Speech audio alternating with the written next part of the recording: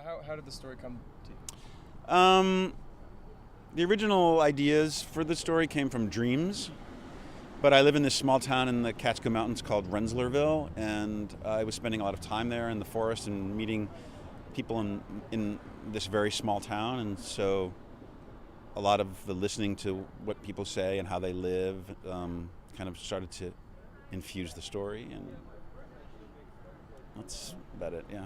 And how's your experience been having your movie at the Woodstock Film Festival so far? Well, great. I mean, this was our first screening, and it seems to really resonate with people because it's only 45 minutes away, and it's heavily influenced by the style of the film is heavily influenced by the Hudson Valley painters, and so a lot of people here see that. There's a kind of spiritual and karmic element to the film, which obviously in Woodstock kind of resonates, and so I was thrilled. I was thrilled with the response, and really liked a lot of the questions that people asked and a lot of the comments they made in the Q&A. So. And lastly, the mantra, I guess, for the Woodstock Film Festival is fiercely independent. What does that mean for you as a filmmaker? Nothing. No, I don't know what I don't know what independent means. I don't know what fierce means, other than from the point of view of a drag queen. But fiercely independent, I think a filmmaker just makes what they want to make, and if someone's paying you $100 million to make a movie, you make their movie. If you're making a little bit less than that or somewhat less than that, I think it gives you a greater opportunity to make your movie. Whether or not that's fierce or independent, I don't know. I mean, you should just make what you want.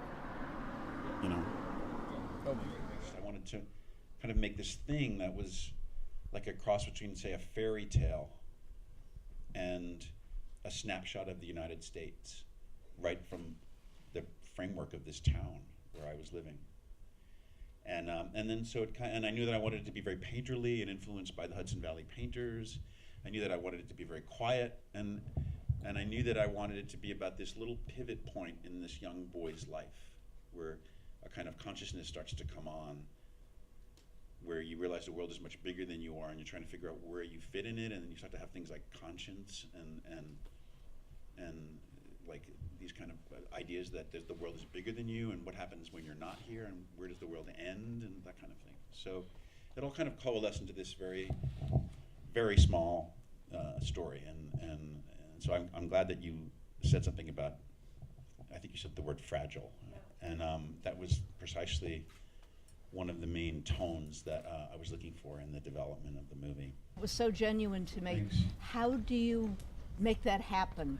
Well, I had the benefit of having no money, or very little money, which means that you have to kind of be inventive, and basically all of the scenes took place in the places that I imagined them to actually take place, because that's what I was writing about. I mean, almost every shot in the movie takes place within a 15-minute drive of my house, and I live surrounded by the Edmund Hike Preserve, which is a nature preserve, and I had carte blanche from them to kind of, as long as I didn't mess with nature or like leave cigarette butts around or anything, could kind of shoot wherever I wanted.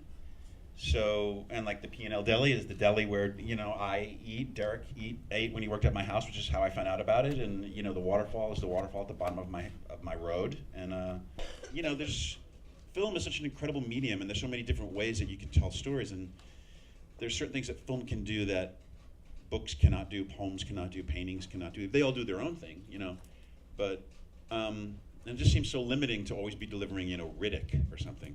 So the idea, I just thought I wanted to make this kind of a film. I personally feel that the ending is very resolved. I mean, it's the first time that the boy cries or laughs in the movie, and he's finally able to release this kind of emotion. And then a new adventure begins. That's every great end, every ending is really a beginning, and I think this could be a really fabulous movie about what goes on from here on, because they're basically fugitives, in a country that's collapsing.